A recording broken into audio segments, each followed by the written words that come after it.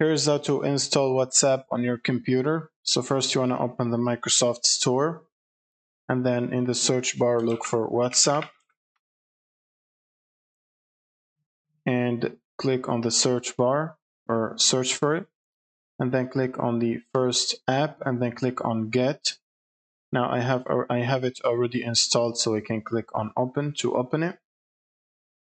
And then you will simply click on Get Started and log into your WhatsApp account using QR code or using your phone number. So you can do both of these options.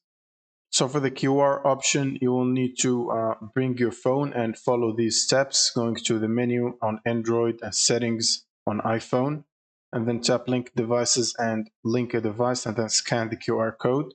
Otherwise, you can link a phone number, choose your region and your phone, and it should send you a code to verify it. And that's pretty much it. Thank you guys for watching and subscribe.